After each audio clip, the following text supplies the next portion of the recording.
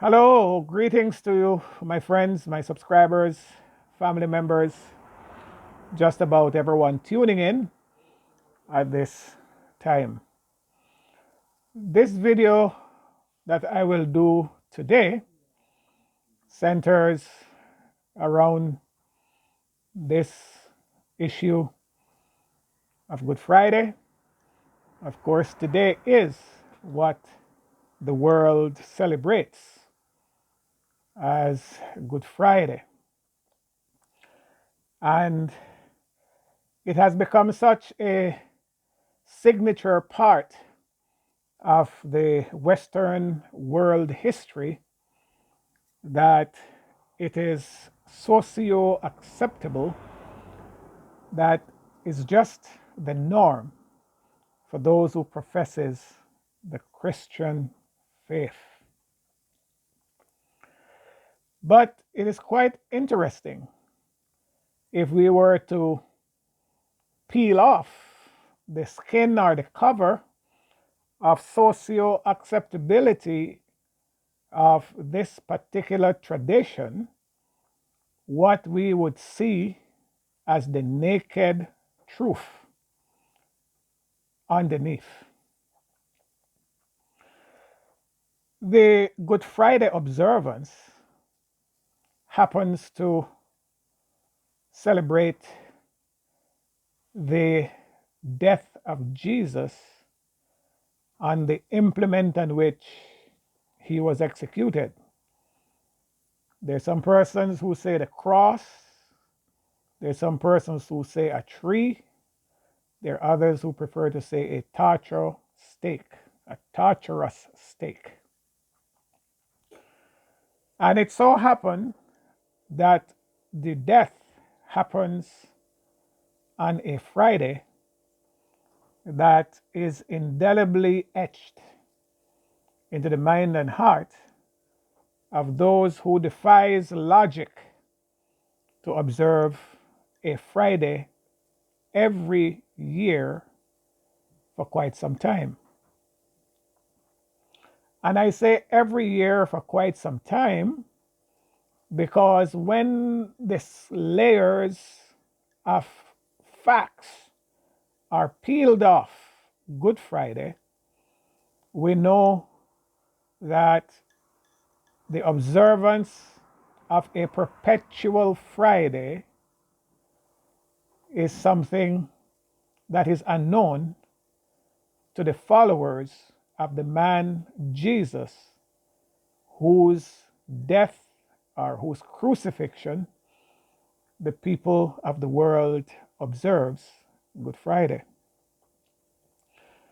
While it is true that the execution or death of Jesus occurs on a Friday, it is very obvious that whatever the year was, AD 33, or some persons say 33 CE, pretty much the same thing, then 34 CE or 34 AD, the date of that execution would obviously not happen to be on a Friday.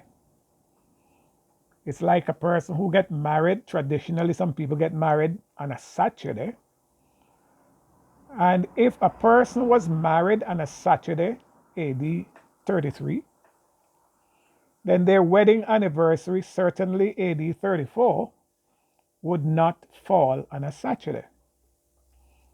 Every couple of years would pass before the anniversary date happens to fall back on the same day. So, if Jesus was executed AD 33, Friday, history tells, and there seems to be no disputing, that it happens around the time of the Jewish Passover on the same day, which is Nisan 14. So Nisan 14 AD 33 Nisan 14, AD 34 would not have happened to fall on a Friday. It would fall on another day. And so one has to ask that if a person is observing the death of Jesus, how would it happens to be the same day every year? It defies logic and it makes no sense whatsoever. The fact that the death of Jesus happens on the same day of the Jewish traditional Passover feast. History tells that the Jewish people observed their Passover not on the day that they did the first Passover, when they happened to gain their emancipation from Egyptian bondage. No, they did it on the date, whatever day it falls on. Therefore, the death of Jesus, the anniversary of it, would be Nisan 14, whatever the day is each year. That would make sense. But the question comes up, how much of what Christians do is really modeled after the teachings, the thinking, the belief, and the practice of the person who the name Christian seems to come from? That is to say, how much of Christianity over the years is really based on Christ. First, let's be clear that most of the things that we learn about the man Jesus happens over a very short period of time. Jesus happened to start the ministry from which the Christian faith arises just 3+ years before he was executed. So 3 12 is 36.5. So you think about 36 months, a little over 36 months. 36 and 4 is 40 and 42. That is simply 42 months of ministry. This whole exercise of the Christian faith is based on. The documentation of the things Jesus did might be strange to a lot of people, that many, many decades happens to have passed before the things that Jesus did and say was ever recorded. The fact is, Jesus himself recorded nothing. And so those who followed him, those who were with him, very few of them record anything.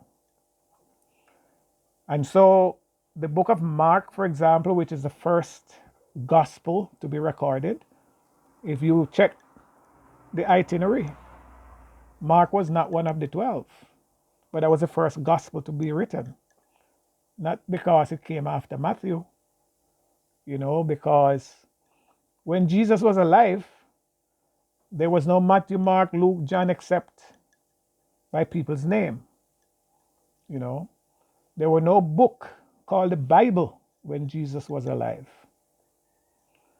But many decades after Jesus left the scene, the disciples began to document what they recall of the things that happened while they were with Jesus.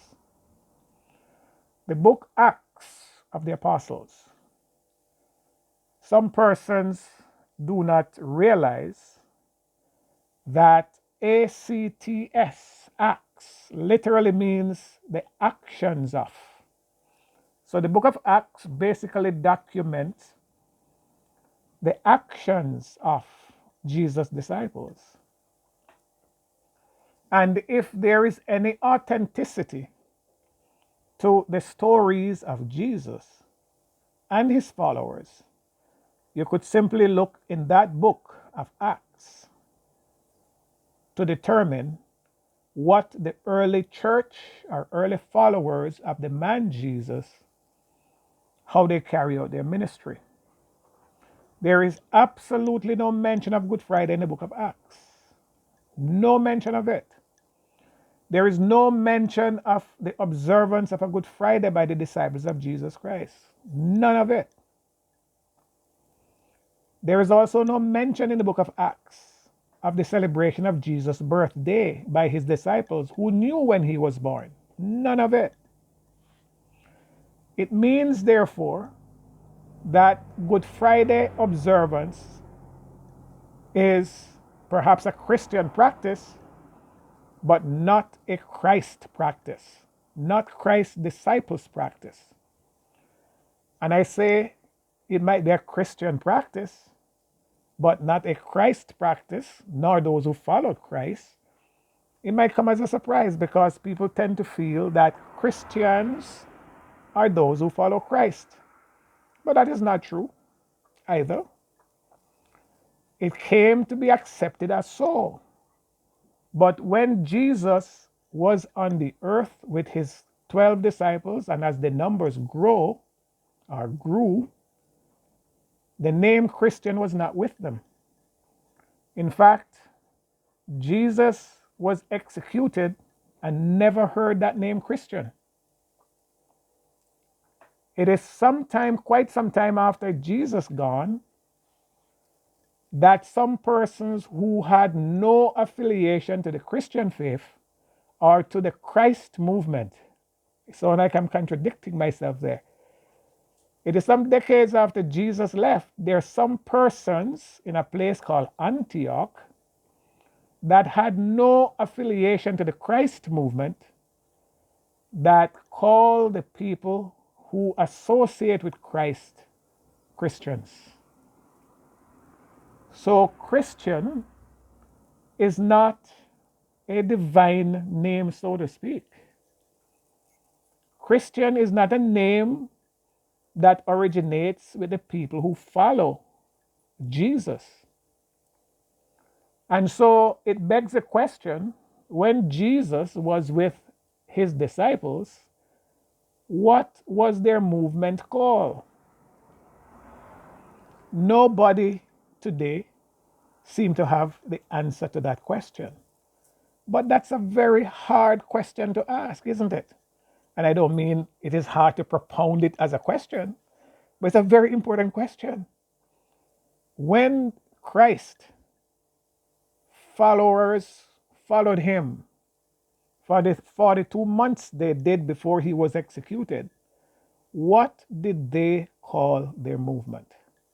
We need that name today. We need that name, you know. It is recorded by one of Jesus' disciples that Jesus asked the question, when the Son of Man returns, will he find the faith on the earth?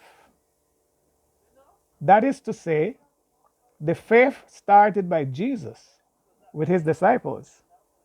When he returns, will he find that faith?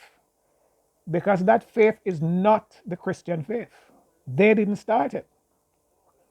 Christian is a nickname given by people who, in all fairness, we could say we're not worshipers of God. We're not. So those persons today who believe in Christ and believe in what he teaches and accept the name Christians basically find themselves pretty much in a situation that I find myself in, and many persons looking like me in the Western world. That there was a time when the name I carry as my surname today was not what my surname was when my progenitors came to this side of the world. And if you were to ask me what my surname was then or what their surname was, I don't know. I don't know. But today, many of us are called Williams, Jones, Campbell, Brown, and our ancestors don't know that name, no affiliation to that name. So I guess that might explain somewhat why black people are so committed to this nickname that we call Christian. Because it's a name that the person who they claim to follow never know, had no affiliation to the name. Whether or not he would have accepted it is anybody's guess. But one thing we do know, that if this man was so influential and led a movement and chose not to call it the name it is called today, question is that name acceptable? So when you call yourself a Christian, ask yourself, who gave you that name?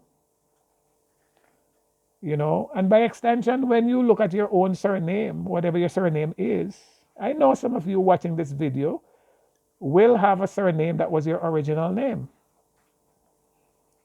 Some of us choose to rename ourselves. But the fact is, if the name that you bear as your surname is a European name, you can rightly be proud to be Christian because you're carrying a nickname just as the Christian faith is carrying a nickname. It's not your name. And to be proud of it is kind of shameful. It's kind of shameful. It is my view that if Jesus wanted his movement to be called Christian, he could easily have done it.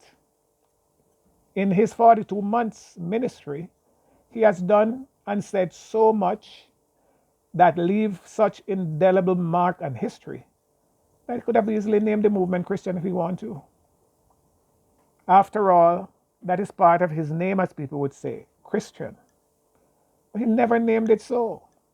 His disciples who followed him, who hear him every day, never named it so. There were people, though, who had little or no regard for neither the founder of the movement nor his followers, and they nicknamed the movement Christian. But yet, it is universally accepted today, and people are proud of it. I've seen so many of my black brothers and sisters who are proud to be called by names that are not their ancestors' name, not their foreparents' name.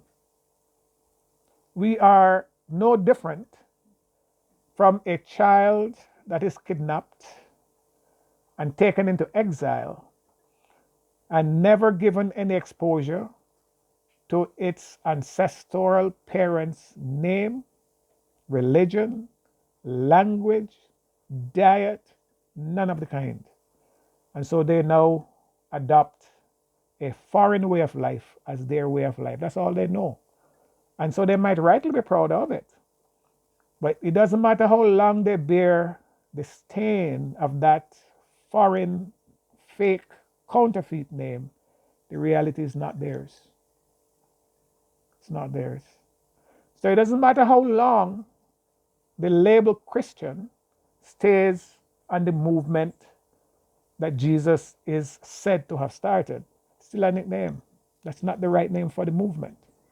What is the right name? I would like to know. When I can fathom that, I certainly will let you know. Until the next time, think on these things. So long.